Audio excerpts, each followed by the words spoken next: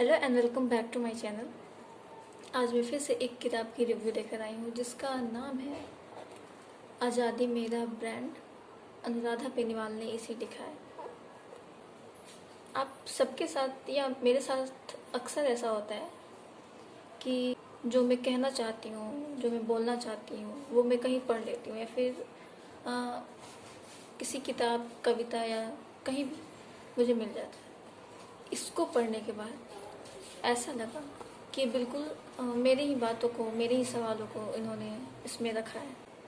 इसे आप एक यात्रा वृतांत कह सकते हैं, जिसमें लेखिका के 13 देशों की घूमे हुए अनुभव को उन्होंने इसमें साझा किया है।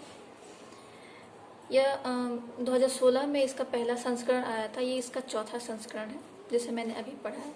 अनुराधा अकेले घूमती है, अपने पति के साथ भी नहीं, किसी के साथ नहीं, या कोई लग्जरी ट्रेवल भी नहीं है। बहुत कम पैसों में घूमती है। सारी मुश्किलों के बाद जब अनुराधा घूम लेती है तो ऐसा लगता है कि जैसे अंदर कुछ पूरा हो गया। जैसे मैंने खुद वो गलियां देख ली, उन म्यूजियम को देख लिया, उन नदियों को छू लिया। अनुराधा के पास पैसे नहीं होते तो होटलों में नहीं रुकती है। ये बहुत आश्चर्य करने वाली बात है कि वो बिना जाने पहचाने ऐसे होस्ट के पास जाती है जिनको वो जानती भी नहीं है। यह किताब गूढ़ हिंदी में नहीं है। यह नई लेखकों की तरह इंग्लिश के सेंटेंसेज या शब्द आते रहते हैं, लेकिन बहुत कम। और कहानी के नरेशन स्टाइल भी बदलता रहता है, क्योंकि अनुराधा खुद को लेखिका नहीं घुमक्कड़ मानती है। लेकिन कुछ भी दिमाग में नहीं आता, शब्द, सेंटेंसेज या कैसे लिखा गया है। दिमाग में सिर्फ यह आता है कि अगला शहर कौन सा होगा, वहाँ वो कैसे रहेगी, क्या करेगी। अनुराधा ने हर जगह अपने देश का जिक्र किया है, चाहे वो भाषा को लेकर हो या फिर आज़ादी को लेकर हो।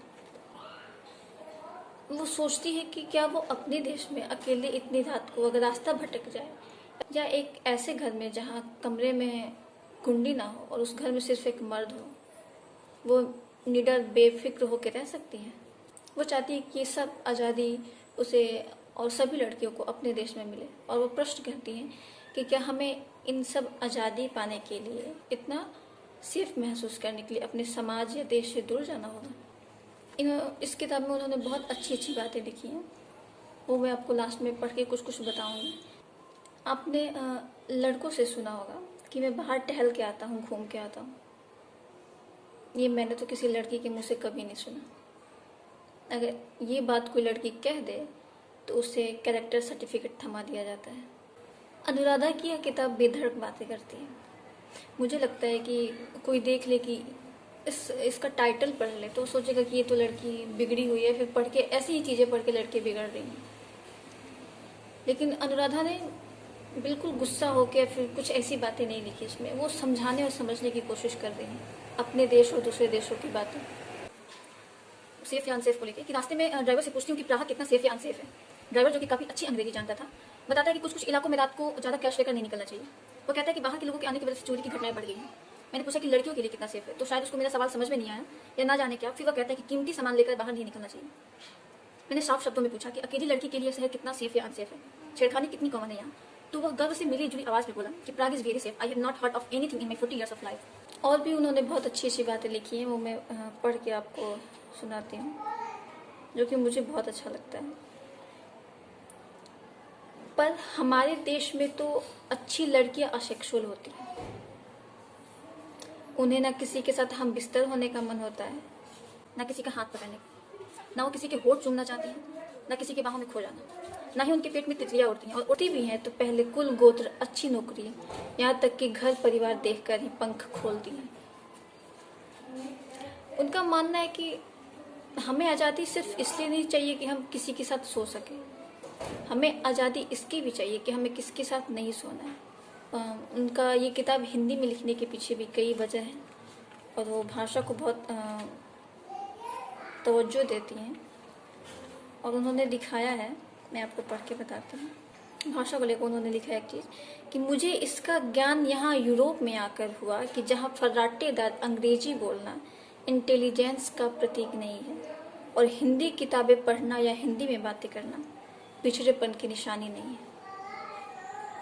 एक जगह और वो बहुत अच्छी बात लिखती हैं, मतलब हमें अपनी मातृभाषा या फिर हमारे देश की जो भी भाषा है इसको कैसे रखना चाहिए कि आने वाला या फिर कोई भी है तो उसको क्या महसूस हो। ये कि कोई अंग्रेज अब चीन जाता है या चीनी लोगों से मिलने की सोचता है तो चाइनीज मैड्रिन जानकर ही मिलना चाहता है।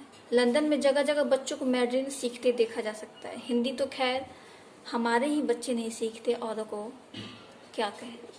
और अंत में सबके लिए उन्होंने एक खत भी लिखा है, सबके बाद हम वतन लड़कियों के नाम, जो कि मैं पूरा तो नहीं पढ़ूंगी क्योंकि मज़ा आपको फिर नहीं आएगा। आप किताब खरीदे और पढ़े तो समझ में आएगा।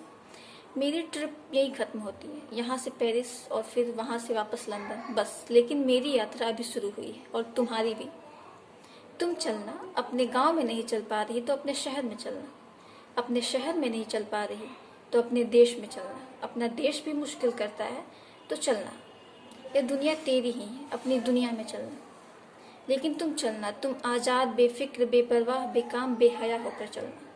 तुम अपने दुपट्टे जलाकर, अपनी ब्रा साइड से निकालकर, खुले फ्रॉक पहनकर चलना, तुम चलना।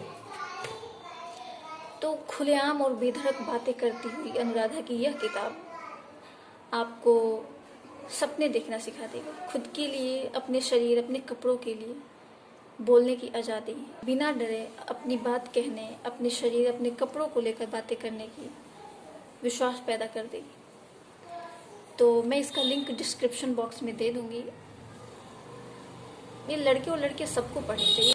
अनामिका जो कि एक लेखिका है, उनके शब्दों में, आज़ादी मेरा ब्रांड नए सिरे से स्त्री दर्शन का आधारभूत तथ्य रेखांकित करता है कि परिवार रक्त और यौन संबंधों के दायरे तक सीमित नहीं माने जा सकते। यौनिकता, नैतिकता और पारिवारिकता की नई परिभाषाएं कोई पदानुक्रम नहीं मानती, न लड़का लड़की के बीच, न पाठक लेखक के। अनुराधा अपने वृतांत में जिन चुनिंदा क्षणों का प्रति संचार रचती हैं, उसका बस एक ही सपना है कि किसी के जीवन का स्विच किसी और के हाथ में ना।